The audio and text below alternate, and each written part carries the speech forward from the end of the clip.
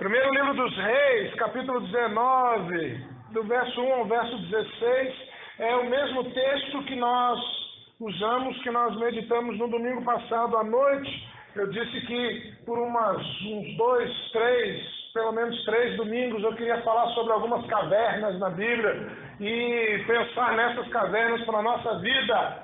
O que nós temos a ver com essas cavernas? Começamos no domingo passado, seguimos hoje.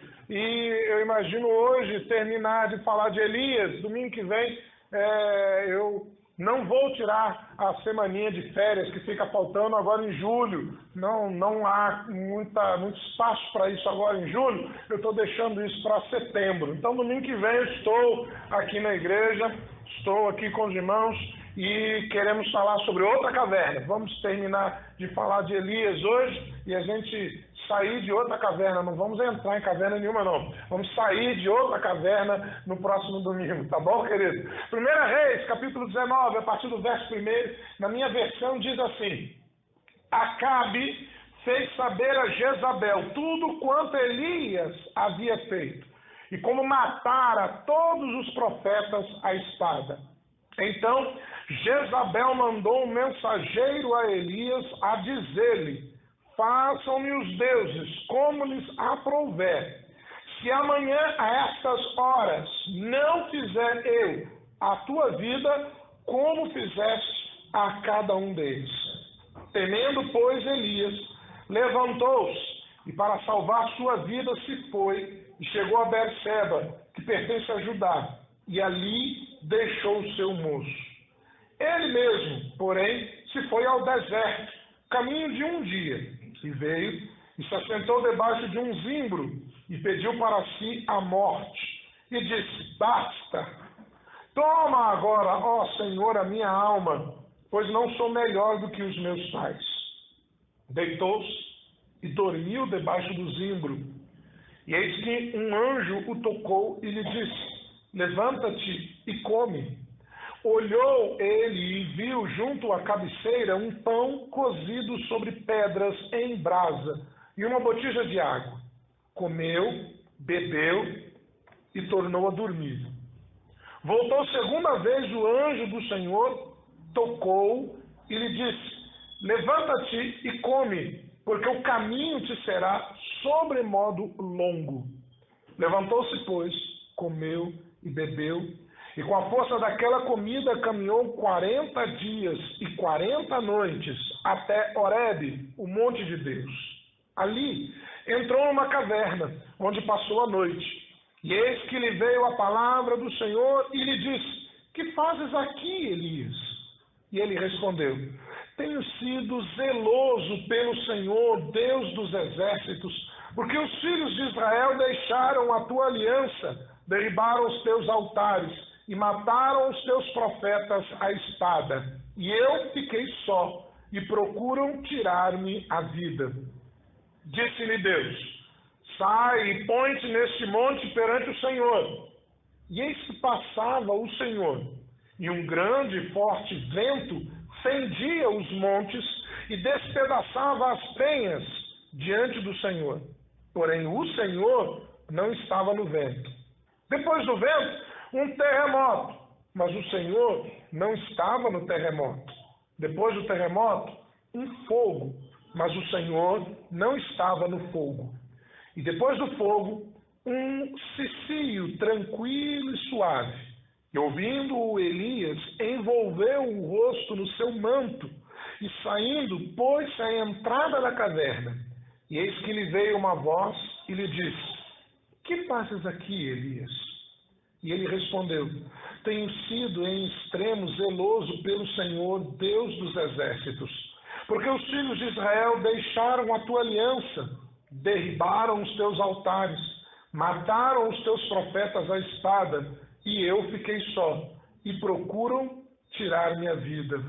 Disse-lhe o Senhor: vai, volta ao teu caminho para o deserto de Damasco, e em chegando lá, unge Hazael, rei sobre a Síria. A Jeú, filho de Nimsi, ungirás rei sobre Israel. E também Eliseu, filho de Safate, de Abel-Meolá, ungirás profeta em teu lugar. Amém? Vamos orar. Pai, no nome de Jesus, nós rogamos o teu socorro, o teu amparo, o teu sustento, entendendo que sempre dependemos do Senhor, que a ti sempre é toda a glória, todo o louvor, toda a honra, a majestade pertence a ti.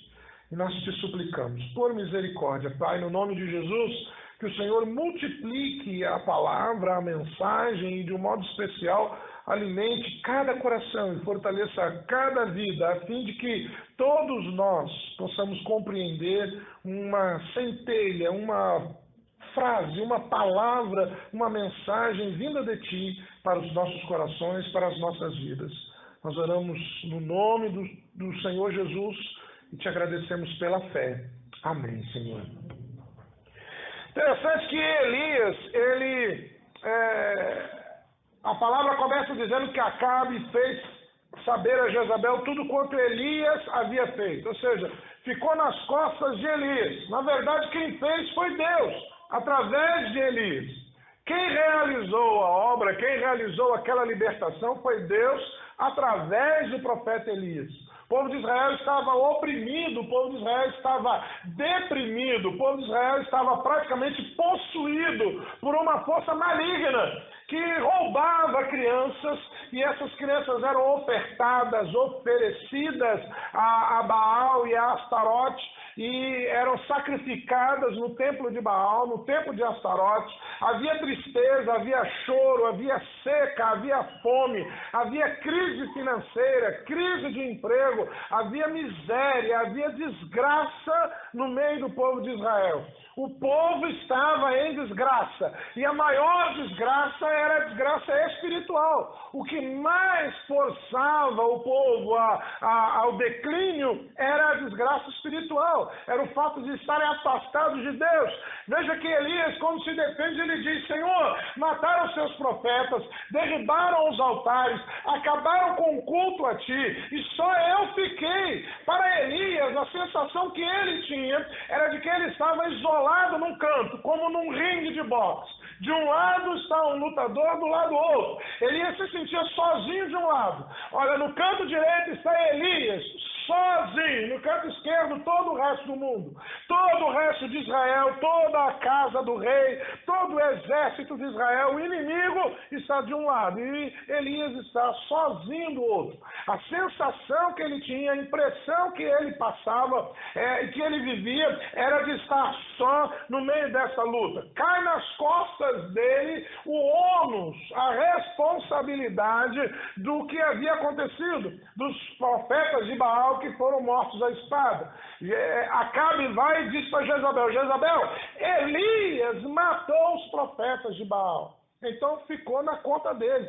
O problema, a quizumba que arrumaram, ficou na conta dele. Agora é como se ele tivesse que dar conta, ele tivesse que prestar conta disso. Interessante que em nenhum momento nem Acabe nem Jezabel vão ter o sentimento do arrependimento. Olha, nós estamos errados, nós estamos desviando o povo, nós estamos levando as pessoas para longe de Deus, nós estamos levando o povo para fora do caminho da palavra de Deus. Não!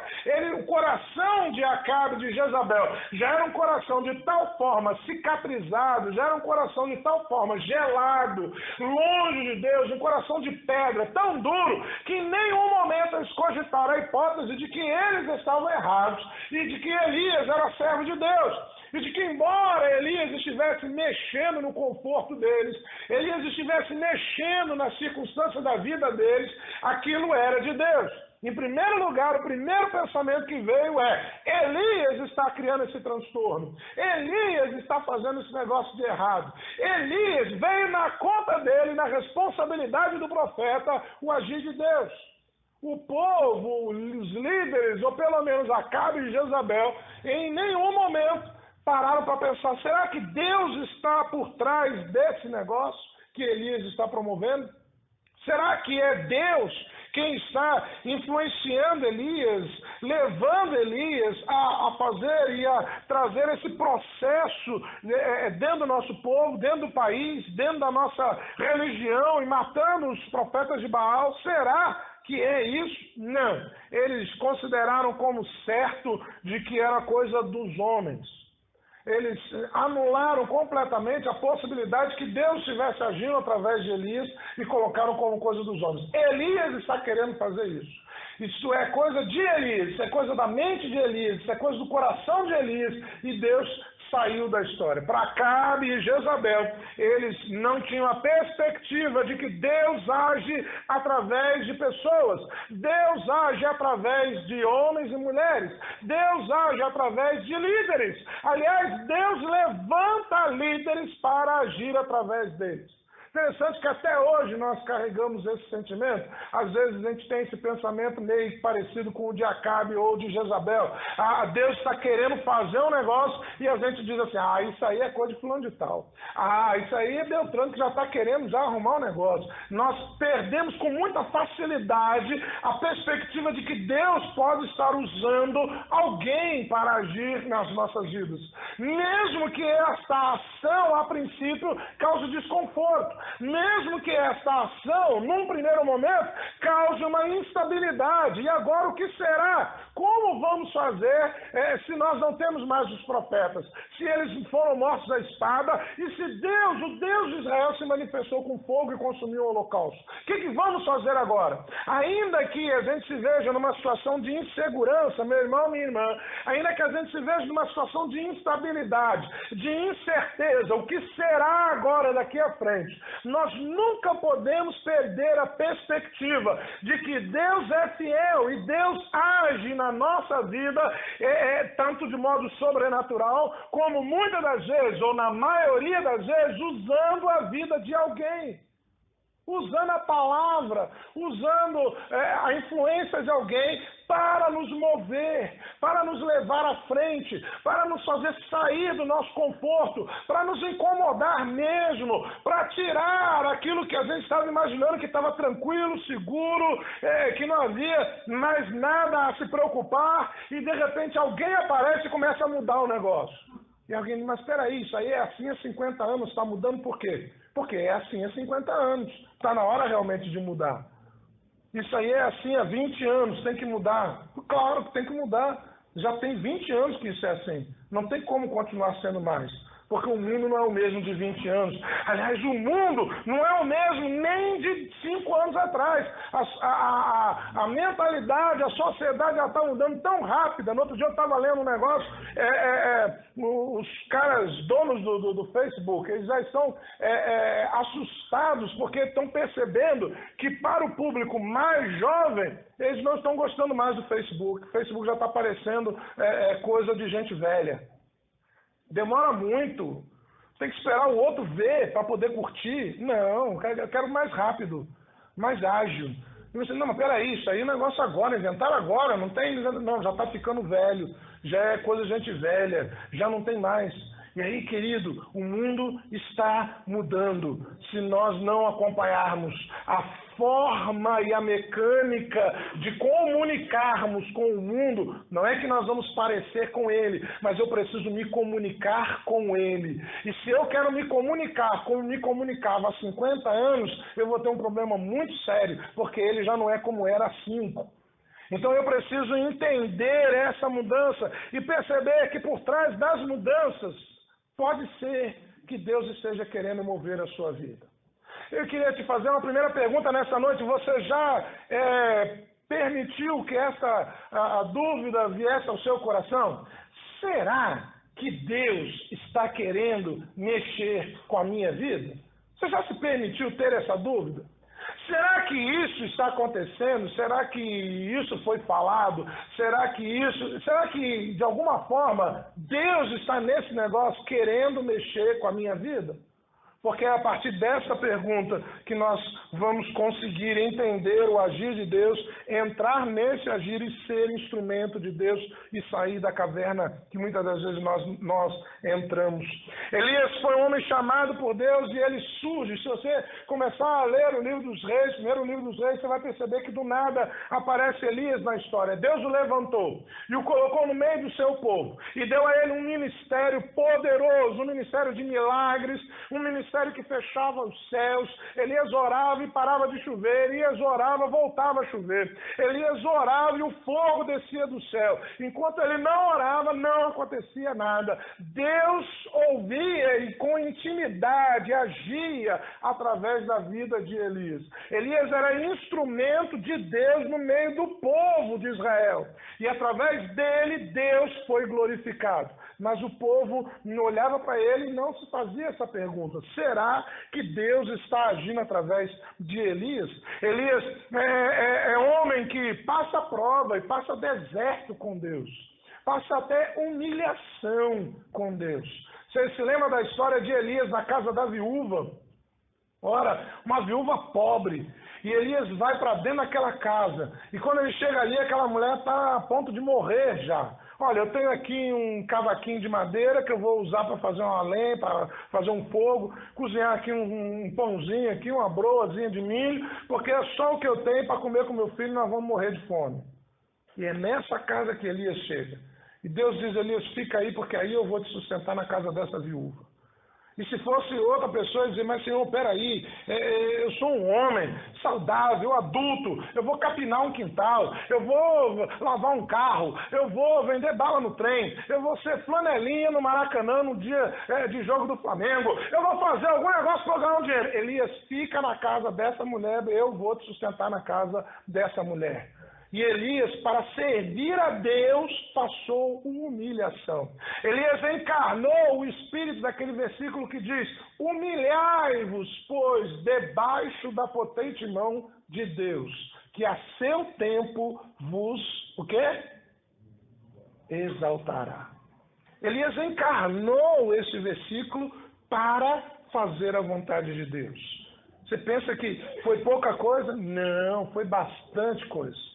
Foi muito difícil, com certeza não foi fácil Elias se colocar nesta condição, mas ele se coloca e ele se permite ser instrumento de Deus até o ponto de passar humilhação diante das pessoas, vergonha diante das pessoas, mas para que através da vida dele, Deus pudesse agir no meio do seu povo. Elias, 400 anos depois de Moisés, volta ao mesmo monte, e entra na mesma caverna onde Moisés tenha sido colocado por Deus. Moisés ora a Deus do alto do monte e diz, Senhor, eu quero te ver. E o Senhor diz, olha, ninguém pode me ver e ficar vivo, mas eu quero ver o Senhor. Aí Deus, então peraí, Moisés, vamos fazer o seguinte, vira para essa fenda, vira para essa reentrância na rocha, essa caverna aqui. Se vira para essa caverna, eu vou passar pelas suas costas. Depois que eu passar, você olha e você vai me ver já de costa, depois que eu passei. E Elias vai para aquela mesma caverna onde Moisés entrou e depois viu Deus passando 400 anos antes. E ali Elias se esconde com medo de Jezabel. Interessante que Jezabel manda um mensageiro dizer que ela vai matar no dia seguinte. Ela não mandou o mensageiro matar, né? Ela já podia mandar o mensageiro matar, não é isso? Falou, vai lá, mensageiro, e mata. Não, vai lá e dá o recado de que eu vou matar. O inimigo das nossas almas, ele afronta a pessoa. O inimigo das nossas almas, ele quer amedrontar a pessoa. Ele diz, eu não posso te matar, mas eu quero te matar. E aí a pessoa começa a ficar com medo daquela morte, com medo do que pode vir, com medo da vergonha, com medo de que, de alguma forma, Deus acabe não guardando. E aí, o que vai ser da vida dele a partir daquele momento? Medo, meu irmão, medo é a grande arma que o inimigo usa contra as nossas vidas. E faz com que você comece a murchar a sua alma, o seu espírito, porque você começa a ter medo, e o medo é uma fé desajustada. Ela perde a fé em Deus e começa a ter fé no maligno. Ela começa a ter fé no que o inimigo está dizendo, e não fé naquilo que o Senhor diz na sua palavra. Quando você sente medo, você está descrendo do poder de Deus de realizar aquilo que Ele prometeu ou dele guardar a sua vida. E isso é algo que acontece com todos nós. Todo mundo em algum momento já sentiu medo de alguma forma e já sentiu algum temor no seu coração. Aparentemente, Elias se sente fracassado. Elias se sente frustrado. Aparentemente, Elias lá no Carmelo tinha a expectativa de que depois que Baal não se manifestasse e Deus se manifestasse, e de que depois que as pessoas ali vissem que o Deus de Israel continua vivo e continua querendo agir no meio do povo de Israel, o povo iria se converter. E quem sabe até o próprio rei e até a própria Jezabel abandonassem os seus pecados e se convertessem a Deus. Aparentemente, a gente tem a sensação de que Elias se sentiu fracassado, frustrado, quando ele não alcançou uma conversão maciça do seu povo após o fogo que desceu dos céus no Monte Carmelo, no capítulo 18. Aquele era o momento de vitória, aquele era o momento do alto do monte, aquele era o momento da glória, aquela era a consagração. Ali Elias estava na plenitude, cheio do Espírito, do poder de Deus. Ali Elias estava sendo num momento melhor da vida do ministério dele. E aí ele poderia imaginar, bom, agora é o seguinte, o povo vai se converter, mas a rodo, mas de monte, vai ter gente se convertendo aqui aos milhares. Inclusive o rei vai se converter, a rainha vai se converter, e agora eu vou parar de ser perseguido, vou ficar numa boa, vou talvez ser até conselheiro do rei. Olha aí, pode ser até que eu tenha um lugar no palácio do rei agora. Porque depois de um negócio desse, depois de fogo descer do céu e consumir o holocausto, não tem como negar, e o povo vai se converter, e o rei vai se converter. Só que isso não aconteceu. O que acontece é exatamente o inverso do que Elias esperava. O fato que se dá após a descida do fogo no Monte Carmelo é o inverso daquilo que Elias esperava. É o inverso daquilo que Elias estava orando e contando. E aí ele não tem outra alternativa a não ser fugir, escapar e se esconder numa caverna. O medo dominou o seu coração após a frustração dominar o seu coração. E aí agora a única coisa que ele pode fazer é esperar que Deus tenha piedade, tenha misericórdia, tenha pena dele e leve ele embora e diga, olha, acabou então a sua vida, porque mais do que isso não tem como você fazer. Mais do que fazer descer fogo do céu, o que você espera mais do que isso? Seja sincero, imagine que você está no alto do Carmelo e você orou e o fogo desceu. Você imagina que mais do que isso possa acontecer através da tua vida? Ele diz, olha, eu alcancei o topo, não tem como. O que mais que Deus vai fazer através da minha vida? Deus já fez algo mais extraordinário que ele poderia fazer no meio do povo. Não tem como fazer mais do que isso.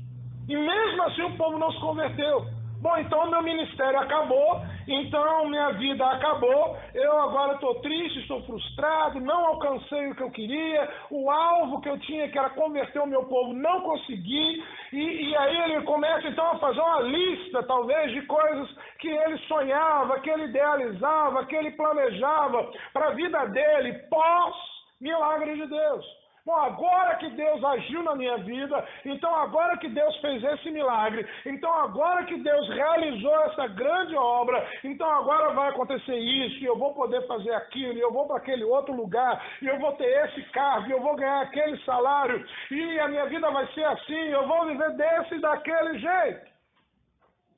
E quando isso não acontece na vida dele, ele experimenta a frustração. Poxa, mas eu estava esperando tanto, eu estava contando com isso, e o negócio não aconteceu. E aí surge a caverna na vida de Elias, e a caverna, meu irmão, ela é um lugar de refúgio. Mas o bom é que Deus se encontrou com Elias no lugar de refúgio. Deus não nos deixa perdidos pelo meio do caminho, Deus não nos deixa escondidos pelas cavernas da vida, Deus vai atrás da nossa vida e diz, olha, não acabou, eu ainda tenho coisas a fazer através de você. Elias foi para a caverna porque ele se frustrou com Deus. E você vai dizer, poxa, mas se frustrar com Deus? Ele se frustrou com Deus. A frustração de Elias não era com ele, porque ele sabia que tinha dado tudo de si. Ele tinha chegado ao ponto de colocar o pescoço dele a prêmio. A frustração de Elias não era com Acabe ou Jezabel. Ele sabia que eles eram ímpios, que eles eram pecadores, assassinos. Ele já conhecia aquela gente, ele sabia do que eles eram capazes. A frustração de Elias era com Deus, porque ele também conhecia o poder de Deus. Ele sabia que Deus podia converter aquele povo num estalo de dedo. Deus podia converter aquele povo num momento, num piscar de olhos. Deus podia fazer todo aquele povo se converter diante do grande milagre que estava fazendo através da vida de Elias. E Deus não fez isso acontecer. E aí então ficou aquela expectativa, e ele, bom, agora o povo vai cair de joelho com a mão para o alto, Deus, Deus, Deus, e eu vou ser o cara, vou botar a mão na cabeça de um, vou orar por outro, e vai vir fogo em um, e agora vai o outro, e o outro se converte aqui, o outro se convertendo ali, e milhares vão se converter. E quando ele abriu o olho, ele viu que nada daquilo estava acontecendo. E a frustração dele, Senhor, eu esperava que todo o povo, inclusive a casa do rei, se convertesse a ver esta expressão sobrenatural tua. E isto não aconteceu. Frustração e frustração com Deus. Talvez você esteja hoje aqui frustrado com algo que você esperava que Deus fizesse na sua vida. Você alimentou uma expectativa que Deus faria isto na sua vida. E isto não aconteceu.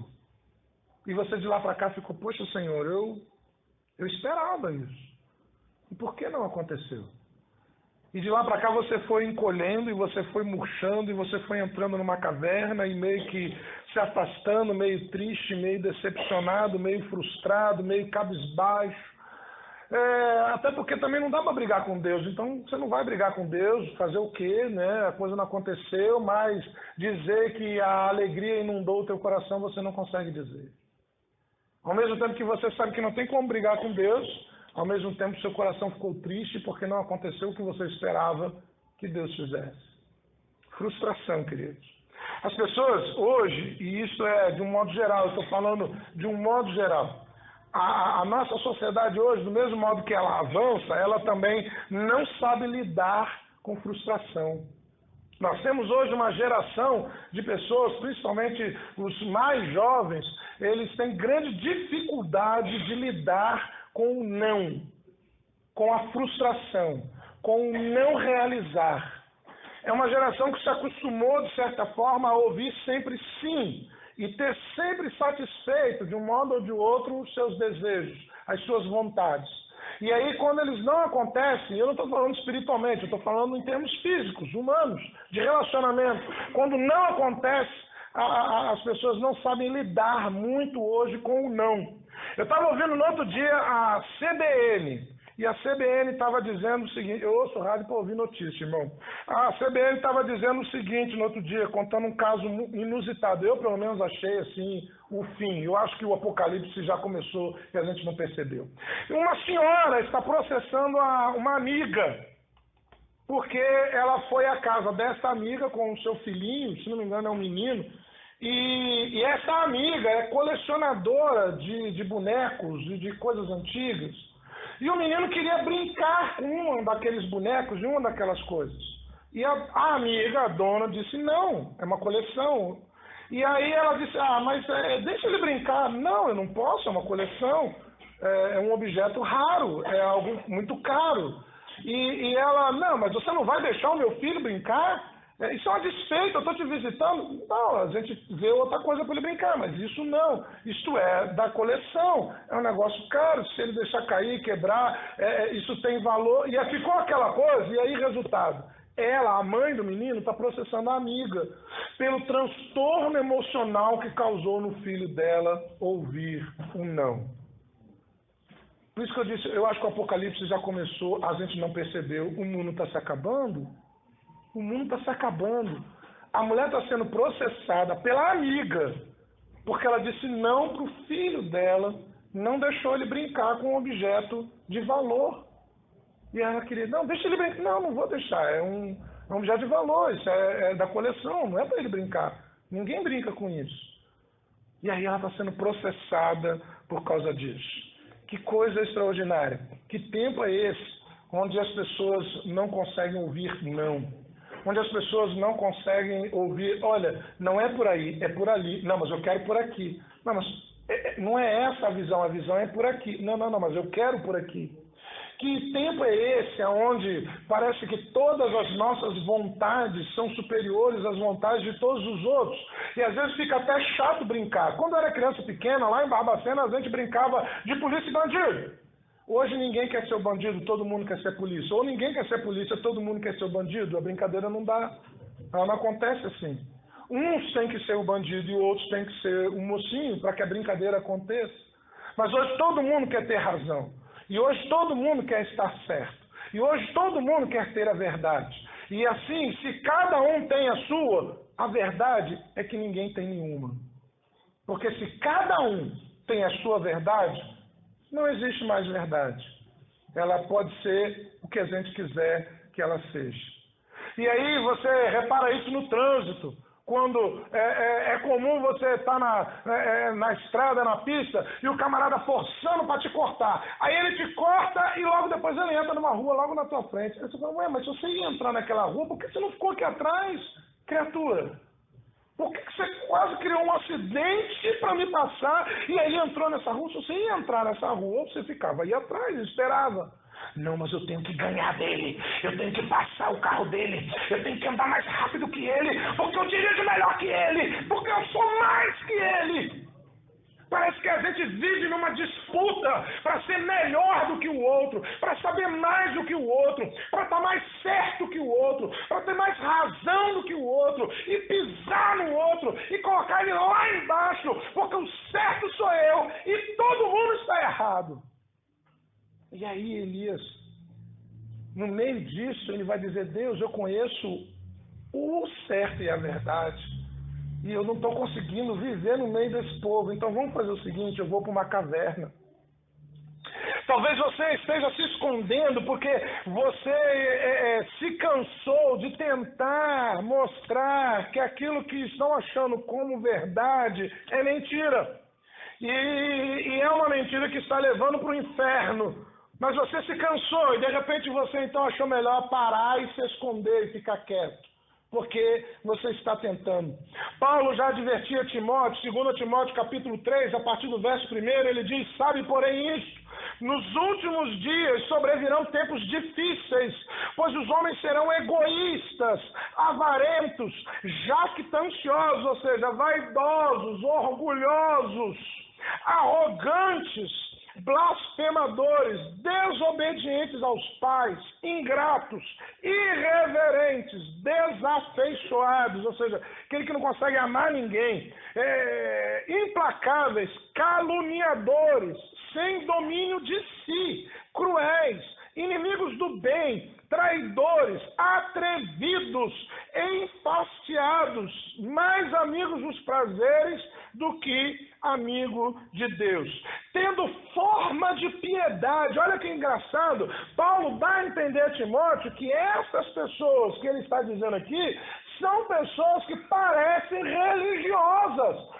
tendo forma de piedade, ou seja, de vida santa. Elas até parecem que são pessoas de Deus, que são pessoas boas, que são pessoas religiosas, que são pessoas espirituais, entretanto negam o poder da piedade ou o poder da santidade. E aí o grande conselho de Paulo para Timóteo, foge dessas pessoas, sai fora dessas pessoas, corta a relação, vai embora. E talvez Paulo estivesse dizendo, no final da sua vida, 2 Timóteo é o último escrito de Paulo, e ele de repente no final da vida, no final do ministério, cansado de lutar, né? Ele meio que talvez esteja dizendo, olha Timóteo, eu já estou também entrando numa caverna, eu estou meio que me escondendo, foge desse povo, que esse povo só encontra e só traz encrenca, pois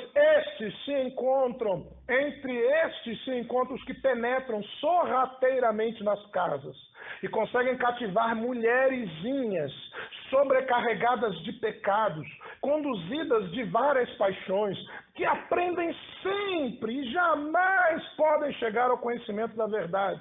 E do modo que Janes e Jambres resistiram a Moisés, também estes resistem à verdade. São homens de todo corrompidos na mente, reprovados quanto à fé. Paulo vai falar da superficialidade da vida, a superficialidade dos relacionamentos, a superficialidade da espiritualidade. São pessoas líderes de si mesmo. Eu me basto. Eu não preciso de ninguém. Eu não preciso que ninguém me aconselhe, que ninguém me oriente, que ninguém me pastoreie, que ninguém me ensine, que ninguém me chame atenção, que ninguém me... Não, eu não preciso. Eu me basto.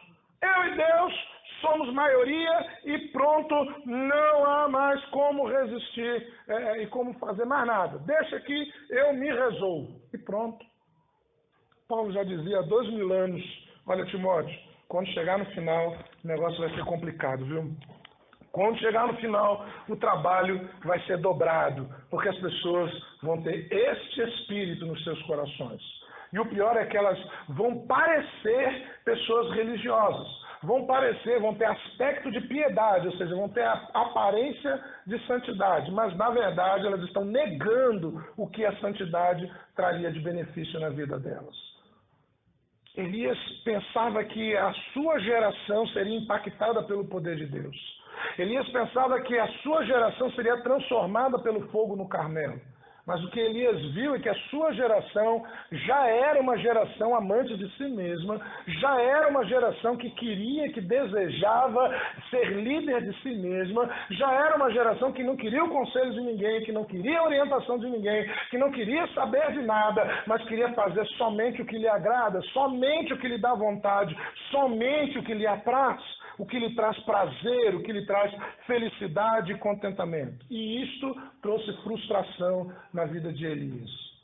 Qual é a frustração que você está carregando no teu coração? Talvez você tenha feito um projeto para a sua vida. Eu vou estudar, eu vou fazer essa faculdade, eu vou fazer aquela pós, eu vou fazer aquele mestrado, e aí eu vou conseguir aquele emprego. E você não conseguiu aquele emprego. Talvez você tenha dito, eu vou fazer este concurso, e eu vou passar, e eu vou ganhar X, e eu vou fazer isso da minha vida. E você fez o concurso, e você passou, e você não está ganhando nem o X, e nem está fazendo o que você queria fazer da sua vida. Talvez você tenha planejado lá na sua adolescência, lá na sua juventude, você tenha criado um plano, olha, eu vou me casar com uma mulher assim, eu vou ter tantos filhos assim, e nós vamos viver assim. E você não, nenhuma das três coisas, nem casou com a mulher que queria, nem teve os filhos que queria, nem está vivendo do jeito que queria. É possível que, em inúmeras circunstâncias que você tenha planejado, idealizado, bom, agora nós vamos nos mudar para a casa nova. E nessa casa nova nós não vamos ter esses problemas que nós tínhamos aqui. E aí você mudou para a casa nova e ganhou problemas maiores. E você, poxa, eu estava pensando que ia ser melhor na casa nova. E você, na casa nova, está pior do que estava na casa velha. Talvez você tenha criado expectativas a respeito, olha, eu estou orando, Deus vai dar vitória. Talvez alguém tenha vendido para você uma imagem, olha, fique tranquilo, Jesus vai abrir essa porta. E a porta não abriu até hoje, você está frustrado, Jesus não abriu essa porta até hoje. Olha, Jesus vai trazer o seu marido e até hoje ele não veio. Olha, Jesus vai curar a enfermidade e até hoje ela continua doente. E assim gerou no seu coração uma frustração. E você não consegue nem brigar com Deus, porque você sabe que não tem como brigar com Deus, mas você também não consegue crer que Deus vai continuar levando a sua vida para frente. A frustração de Elias colocou no coração dele o seguinte: acabou, é fim, ponto final. Vamos terminar aqui, porque daqui mais nada pode acontecer. E se não aconteceu o que você estava planejando, então é melhor partir. E aí, queridos, na hora da frustração, a gente tem que ter alguma postura para conseguir sair da frustração.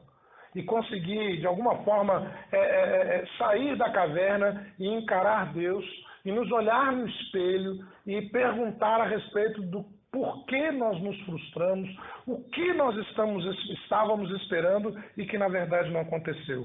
Primeiro, quando você estiver lidando com a sua frustração, não reaja de modo infantil, buscando pena e sentimento de autocomiseração.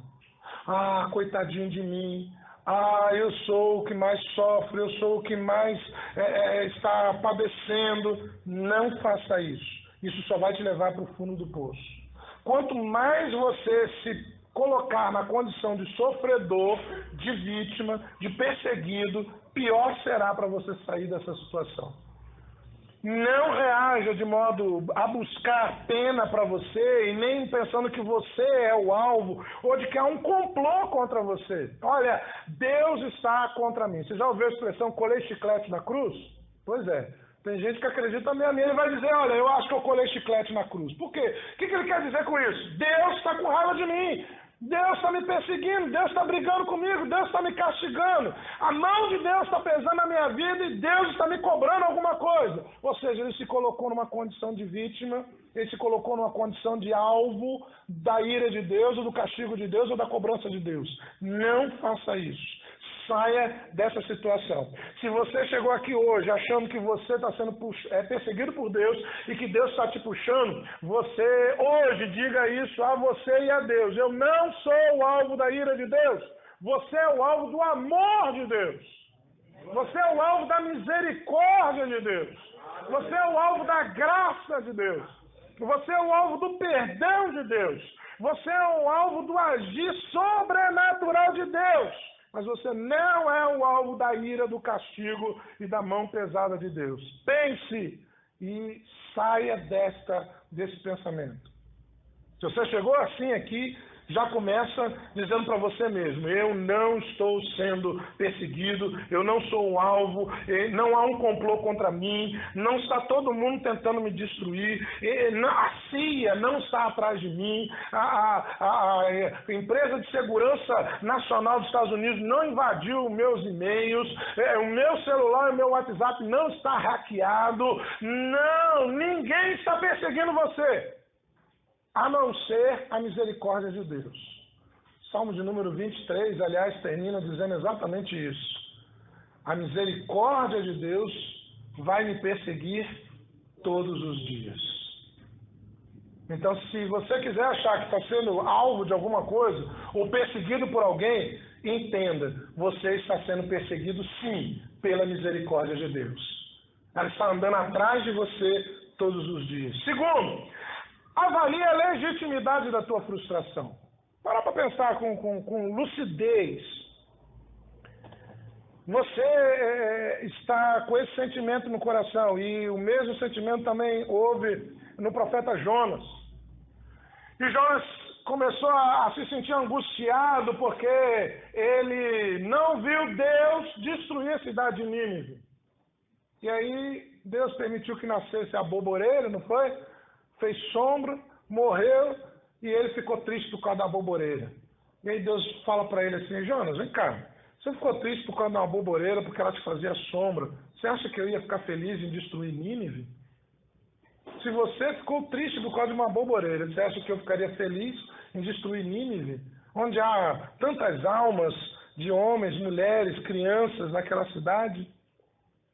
Então, coloque diante de você a legitimidade desse sentimento de frustração. Vale a pena esse teu sentimento? O sonho que acabou gerando essa frustração, ele tinha a ver com Deus? Ele era o que você desejava que acontecesse? Ou em algum momento você colocou, Deus, o que o Senhor quer que aconteça?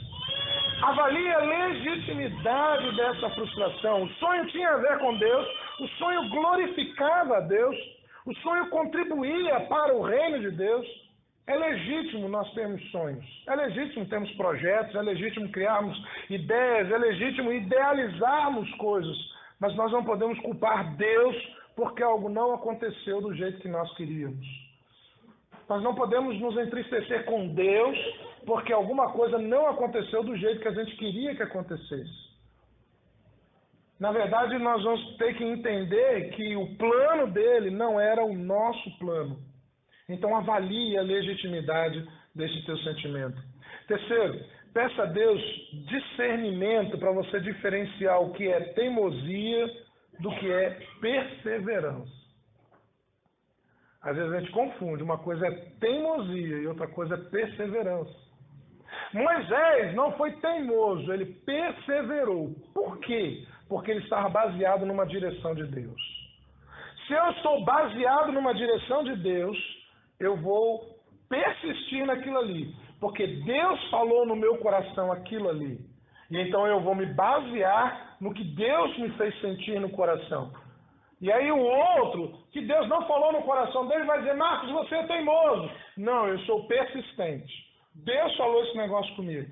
E eu vou continuar insistindo. E a não ser que Deus desista, passe para outro, diga, olha, você não é capaz de fazer, Marcos, eu vou dar para outro fazer, mas eu vou persistir nisso aqui. Por quê? Porque Deus falou no meu coração esse negócio aqui. Agora, se Deus não falou no meu coração aquilo, talvez eu esteja sendo teimoso. Estou teimando em algo que não é de Deus, em algo que Deus não está naquele negócio. Aquilo não é plano de Deus, aquilo não está de acordo com o querer de Deus. O plano eterno de Deus, aquilo não faz parte. A Bíblia diz que Jesus tem as chaves de Davi. Lá no livro de Apocalipse fala, Jesus tem as chaves de Davi. Quando Jesus abre, ninguém pode fechar. Mas em compensação a frase continua. E quando Jesus fecha, ninguém pode abrir. Aquilo que o Senhor fechou na sua vida, não adianta teimar para abrir. Aquilo que Deus decretou o fim, não adianta insistir. Você está teimando com Deus. Mas, se no teu coração existe esse sentimento e essa direção de Deus, então fique firme, reaja, porque as coisas vão acontecer contrárias mesmo. E aí é a quarta coisa que eu quero lhe dizer. Não subestime as forças contrárias à realização dos seus sonhos. Não subestime, elas não são pequenas, elas não são poucas, elas não são frágeis, elas não são fracas, e elas vão resistir contrariamente à realização daquilo que está no teu coração. O pastor Martin Luther King, ele dizia que direitos não são concedidos, são conquistados. Um direito não é uma coisa que alguém te dá, você fez por merecer e conquistou aquilo ali. Se são sonhos de Deus na sua vida, saiba que o inimigo da nossa alma vai lutar contra. Se são sonhos de Deus para a sua vida, saiba que o inferno vai se levantar sim contra e vai resistir e vai buscar contrariamente realizar aquilo de outro modo, de outra feita, ou até que não se realize, para que aquilo não chegue até a tua vida. Mas se são sonhos de Deus para você, resista, meu irmão. Insista, minha irmã. Porque o inimigo vai levantar pessoas para tentar impedir, vai levantar lutas espirituais, vai levantar opressão, vai levantar tristeza, vai tentar atingir o teu coração e fazer você parar de orar, e parar de ler a palavra, e parar de louvar e cantar louvores ao Senhor, e parar de vir ao culto, de congregar com os irmãos e de se envolver com o reino de Deus. Ele vai buscar de todo meio fazer com que você se afaste de Deus.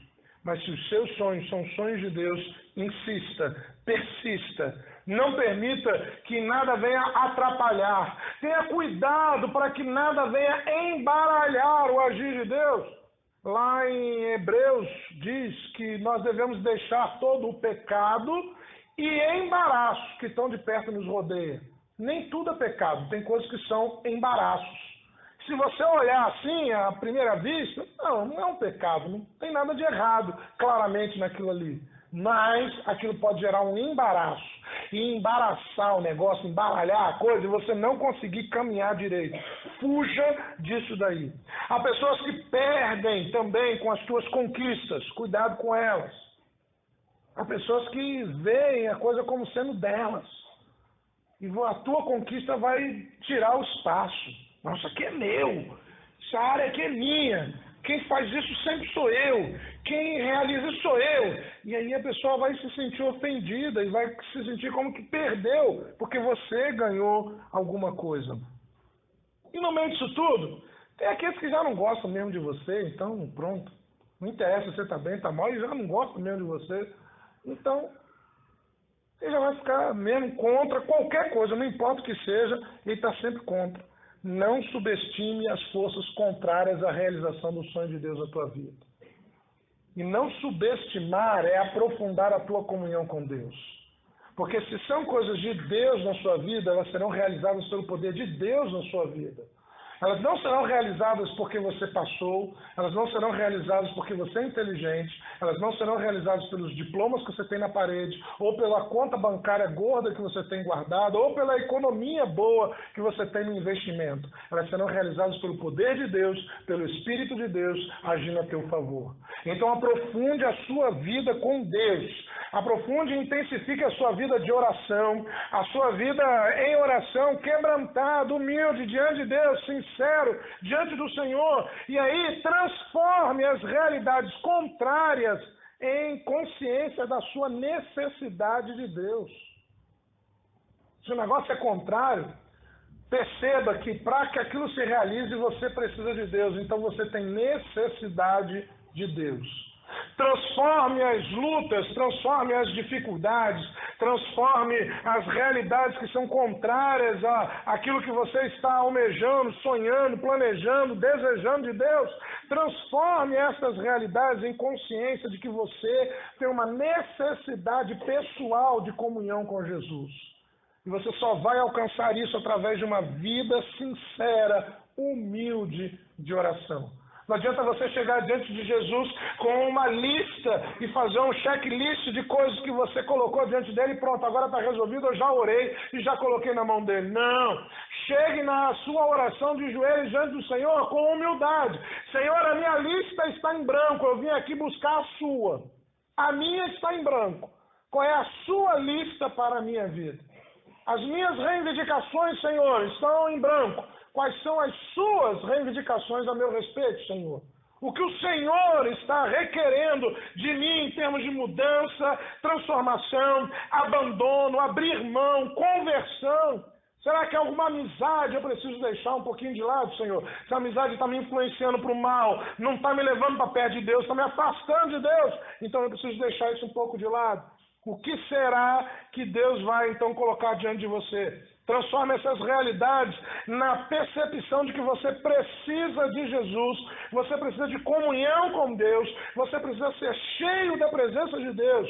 Permita que frustrações ou que derrotas revelem, na verdade, a tua dependência do agir de Deus. Talvez não tenha conseguido, porque na verdade você tentou conseguir sem a ajuda de Deus. Talvez você tenha achado que você conseguiria resistir, que você conseguiria alcançar, que você conseguiria realizar, e aí não conseguiu. E aí agora eu quero dizer a você, você depende do agir sobrenatural de Deus.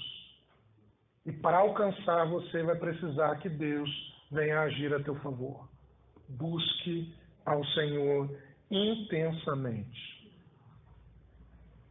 Volte à oração. As pessoas não têm tempo. Descubra um tempo. Dorme um pouco menos. Dorme um pouco menos. E nesse espaço que você dorme um pouco menos, vai orar. E vai colocar o seu joelho em terra. Exclama a palavra de Deus. Põe a tua boca no pó e clame. Talvez haja esperança para ti. Talvez haja esperança para ti. Coloque a boca no pó e vá clamar ao Senhor. Porque você está dependendo do agir de Deus.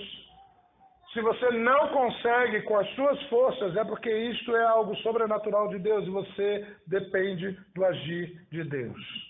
Interessante, quando o povo de Israel estava andando pelo deserto, saiu do Egito, entrou no deserto, atravessou o mar, o povo culpou Moisés pela piora na qualidade da vida deles. Moisés passou a ser o culpado. Do mesmo modo que Acabe e Jezabel culparam Elias pelas mudanças sociais e religiosas que estavam acontecendo, o povo culpou Moisés também pelas mudanças ruins que estavam acontecendo.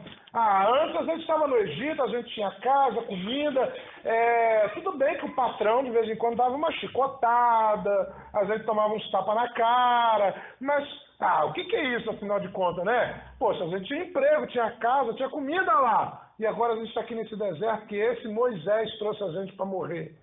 Do mesmo modo que Elias foi colocado como responsável, o culpado, também Moisés foi colocado como responsável e como culpado. A culpa é de Moisés. Mas quando Deus chamou Moisés, Deus diz a Moisés assim, Moisés, eu tenho ouvido o clamor do meu povo. Você já leu isso na Bíblia? Deus diz: Moisés, eu tenho ouvido, a oração do meu povo está chegando, eu tenho ouvido o clamor do meu povo. Então a culpa era de Moisés? Mas quando a coisa mexeu com o conforto do povo, a culpa era de Moisés. Mas enquanto o povo estava como escravo, o povo clamava a Deus: Deus, tira a gente dessa escravidão. Aí Deus atendeu a oração e mandou Moisés. A culpa é de Moisés que a gente saiu daqui. Meu irmão, sempre de uma forma ou de outra, o homem vai procurar tirar a culpa de si e jogar nas costas de outro. Sempre. E talvez você seja a pessoa que esteja passando na hora, de repente não tem nada contigo. Mas é porque você estava na hora errada, no lugar errado, e precisavam achar alguém para ter a culpa. Mas isso está acontecendo, é culpa dessa pessoa. E aí você estava ali na hora, você estava passando na hora quando apontaram o dedo. Aí ficou com você a culpa, pronto. Talvez aquilo que você gostaria não tem mais como acontecer. Talvez até já tenha passado e não há mais como resolver o que gerou frustração no teu coração. Talvez não haja mais como abrir a porta, talvez não haja mais como curar a enfermidade, talvez não haja mais como passar no concurso, talvez não haja mais como realizar esse sonho, esse projeto. É possível que você diga: pastor, essa coisa que eu trago no coração não tem como mais resolver. Isso já é tão passado, já não dá mais para resolver. O que eu faço agora? Eu vou a Êxodo, capítulo 3, e o último versículo que eu leio contigo nesta noite, o versículo 12 de Êxodo 3, Deus diz a Moisés assim: Moisés, eu serei contigo. E este será o sinal de que eu enviei você. Depois de haveres tirado o povo do Egito, servireis a Deus neste monte. Moisés, eu serei contigo. Nunca perca a perspectiva de que Deus não te abandona. Ainda que não aconteça o que você gostaria que acontecesse. Ainda que você não passe no concurso que você tanto estudou. Ainda que você não consiga a casa que você tanto sonhou. Ainda que não realize aquilo que você tanto planejou e idealizou. Não é por isso que Deus abandonou você. Do mesmo jeito que Deus diz: Moisés, eu não te abandonei. Saiba, eu serei contigo. Eu serei contigo na hora da vitória e eu serei contigo na hora da derrota. Deus era com Elias, enquanto Elias estava no alto do Carmelo e o fogo descia do céu. Deus era com Elias, quando ele estava no fundo da caverna, fugindo de Deus, pedindo a morte e querendo acabar com a vida. Não importava a circunstância da vida de Elias ou de Moisés, da mesma forma de Eliseu, igualmente com Jesus. Deus diz: eu serei contigo. Não importa se eu olho e acordo de manhã e digo: olha, hoje é uma segunda-feira, e aí me olho no espelho, bom, eu estou feliz, eu estou realizado, tudo que eu sonhei na minha vida eu conquistei. Ou não importa se eu digo: eu tenho 2 ou 3 coisas sobre as quais eu orei muito, e eu quis muito, e eu desejei muito, e eu chorei muito, mas Deus não me deu essas 2 ou 3 coisas. Não importa, Deus continua dizendo: eu serei contigo. Eu não estou sozinho nessa caminhada, você não está sozinho nessa caminhada, você não está sozinha nessa caminhada, Deus é contigo. Você tendo conquistado ou não, Deus não te abandonou por causa disso. Você tendo visto a realização ou não, Deus não te deixou no caminho por causa disso. Você experimentando a vitória ou amargando a derrota, não importa, Deus continua na sua vida. O grande segredo de Elias sair da caverna não é que Elias teve um grande psicólogo, um grande psicoterapeuta, um grande psiquiatra, nem tomou muito Rivotril. Elias se encontrou com Deus. Deus vai dizer na porta da caverna: Elias, eu não te abandonei. Elias, eu não deixei a tua vida. Elias, eu sei que você se frustrou, você achava que eu ia converter todo mundo, mas não é esse o meu plano, não é assim que eu quero. Moisés, você imaginou que você ia matar um monte de egípcios e ia libertar o meu povo. Não é assim que eu quero libertar o meu povo, Moisés. Não é assim que eu quero converter o meu povo, Elias. Eu tenho todo um projeto, eu tenho toda uma ideia, eu tenho toda uma visão eterna eterna que vai muito além da tua existência, vai muito além da tua vida, vai muito além de você, e eu quero realizar. Mas não é porque vai além de você que eu não preciso de você. Eu estou contigo e eu quero usar a tua vida como parte desse propósito eterno. Eu estou contigo e eu quero usar a tua vida como um pedaço deste propósito eterno que eu quero realizar. Eu quero realizar um pouco também através de você. Elias, saia dessa caverna, Elias. Por que você está vivendo aí dentro? Ah, porque a primeira coisa, né? Coitadinho de mim, tem um complô contra mim, o universo está conspirando contra a minha existência. Não, Elias. Elias, eu tenho trabalho para você, Elias. Vamos lá, eu preciso ungir reis, eu preciso fazer justiça, eu preciso colocar pessoas de pé, eu preciso levantar gente, eu preciso levantar líderes. O meu povo não pode caminhar sem líderes, eu preciso de líderes, eu preciso de você para levantar esses líderes. Elias, eu preciso da tua vida, sai disso daí. Olha, Elias, como que o vento é poderoso. E eu nem estava no vento, hein, Elias? Você percebeu? Os montes se fenderam, as pedras racharam só pelo vento que soprou. E eu não estava nem no vento, hein, Elias? Você vê como eu sou capaz, Elias, de mexer com a terra e produzir um terremoto? E eu não estava nem no terremoto, Elias. Eu faço chover fogo do céu. Você viu? Você viu, Elias? Você viu chover fogo do céu. Mas eu não estava naquele fogo, não, Elias. Mas eu quero estar na tua vida.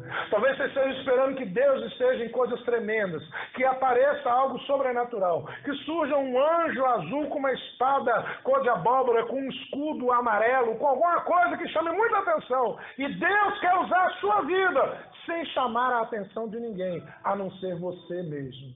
Deus quer chamar a sua atenção para que você se levante, para que você analise o seu coração diante dele, para que você coloque diante do Senhor o sentimento que por alguma razão pode estar afastando você dele, pode estar entristecendo você e faça você questionar: por que eu estou sentindo esse sentimento? Por que eu estou carregando essa tristeza? Por que eu estou vivenciando isso? Na verdade, Deus quer renovar a sua vida. E eu queria nessa noite orar com você, eu queria nessa noite orar por você, porque nós somos Elias de Deus. Há Elias homens, há Elias mulheres, há Elias crianças, há Elias jovens, há Elias adolescentes, há Elias ancião aqui nessa noite. E eu quero orar com você, sabendo que o Deus que disse a Moisés: eu vou ser com você, Moisés, é o mesmo Deus que diz para mim e para você: eu sou contigo. O Deus que foi buscar Elias dentro da caverna é o Deus que vem buscar a nossa vida.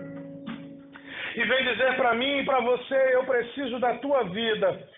Elias, você está achando que acabou o teu ministério, que não há mais nada a ser realizado. O fogo já desceu sobre o Carmelo, os profetas foram mortos, e nem isso adiantou, nem isso bastou para converter a nação. Então você está achando que já tudo acabou, não é verdade? Pois eu quero dizer para você, Elias, eu preciso que você venha ungir reis. Eu preciso que você venha levantar líderes. Eu preciso que você venha levantar homens e mulheres dentro da minha obra. Querido, Deus quer usar a tua vida. Você sabe tanta coisa, você já passou por tanta experiência, você já ouviu tanto estudo bíblico, você já tem tantos anos de EBD. Você precisa compartilhar e abrir o teu coração. Deus quer usar a tua vida, alegra o teu coração nesta noite. Ainda que você não tenha ainda conseguido aquilo que você estava planejando. Talvez você esteja ainda chorando na presença do Senhor, dizendo: Deus, eu ainda estou te apresentando essa petição. Eu ainda estou clamando aos céus por esta bênção, por essa vitória. Talvez seja um parente convertido, alguém liberto e transformado. Mas eu queria nessa noite dizer a você: Deus está nos chamando a sairmos das cavernas que nós entramos. E permitimos que a tristeza, que a frustração, que a decepção nos colocasse lá dentro. Você imaginou que você ia mudar e que coisas iam acontecer, que tudo seria diferente. E hoje você olha e vê: não está tão diferente assim. E eu pensei que Deus fosse fazer e acabou não acontecendo. Mas não é porque não aconteceu que Deus abandonou você. Talvez você abriu o resultado do exame e o resultado não foi muito bom, mas não é por isso que Deus abandonou você. Talvez seu marido te chamou para conversar e a conversa não foi muito boa, muito agradável, mas isso não quer dizer que Deus não abandonou você. Deus continua com você. Talvez você tenha orado por aquela pessoa e aquela pessoa te abandonou e foi embora, mas não quer dizer que Deus abandonou você. Talvez você tenha esperado e tenha orado com fé como nunca teve na sua vida e não aconteceu. Mas não é por isso que Deus abandonou você. Pai, nesta noite, no nome de Jesus, Senhor, queremos orar e clamar a Ti por misericórdia. Senhor, que a Tua bondade, que a Tua graça, que as Suas misericórdias, que o Teu favor, que a boa mão do Senhor, que o Espírito do Senhor visite os nossos corações, que o Senhor, ó Deus, venha ao nosso encontro nesta noite, que o Senhor, Deus, venha ao encontro das nossas vidas. Talvez hajam corações aqui apertados, Senhor. Talvez hajam vidas aqui que estão apertadas, entristecidas. Talvez haja alguém dizendo: Pai, eu orei com tanta intensidade, com tanta fé, e eu pedi tanto, e o Senhor não me ouviu, o Senhor não me atendeu. Mas não é por isso, Pai, que o Senhor nos abandonou. E a minha oração nessa noite, Senhor, não é para que o Senhor realize os nossos sonhos. Eu não oro nesta noite, Senhor, para que o Senhor traga realização aos nossos sonhos.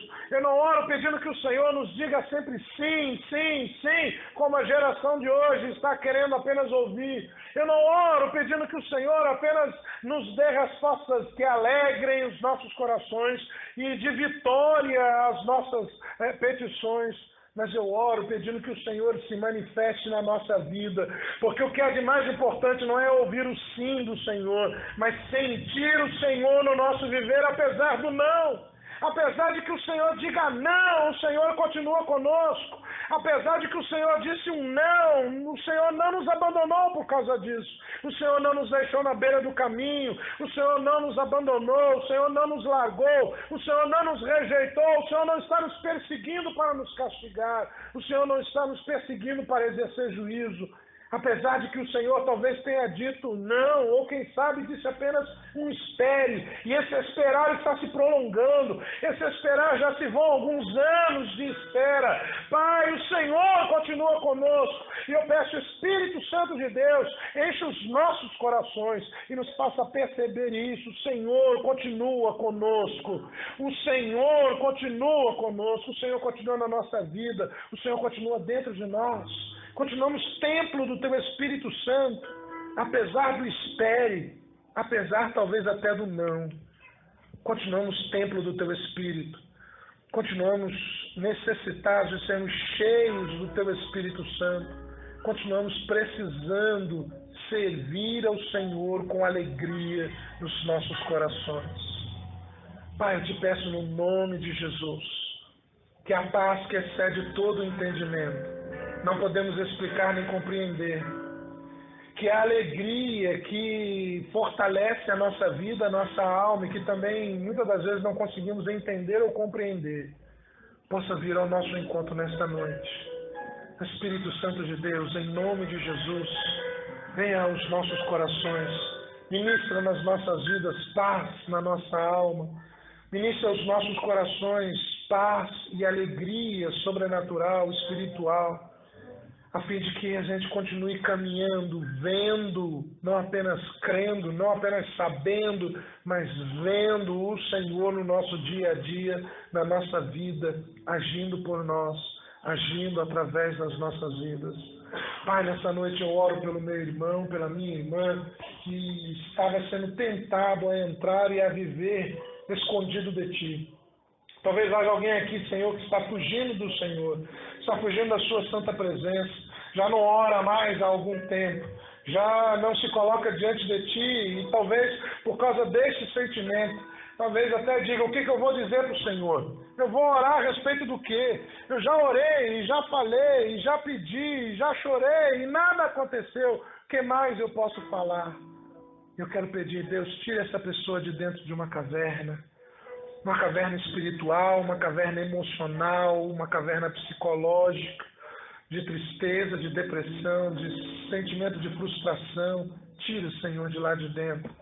E mostra a esta vida, a este homem, a esta mulher, a esse jovem, a esta moça, a esse rapaz, que independentemente da tua resposta, independentemente dos homens colocarem a responsabilidade nas nossas costas ou não, de sermos culpados pelos homens ou não, independentemente da circunstância ao nosso redor, não importa se sejamos na fartura ou no aperto, o Senhor continua conosco, o Senhor não nos abandonou. Revela isso, Pai, por misericórdia diante de nós. Revela-nos isso nesses dias. Que essa semana, Senhor, manifestação da Tua presença na nossa vida aconteça. Que possamos ver testemunhos, que possamos ver milagres, que possamos ver, ó Deus, a manifestação da Tua mão, do Teu agir a nosso favor. E o Senhor mostrando, eu estou contigo, eu estou na sua vida. Continue caminhando, continue servindo, continue fazendo. Eu preciso da sua vida para levantar a vida de outros. Que possamos ver isso, Pai, como realidade no nosso dia a dia. É a minha oração no nome e por amor de Jesus Cristo, nosso Salvador. Amém, Senhor. Amém, querido? Se você orou comigo, eu quero te convidar a você ficar de pé. E nós vamos terminando esse culto nesta noite, orando.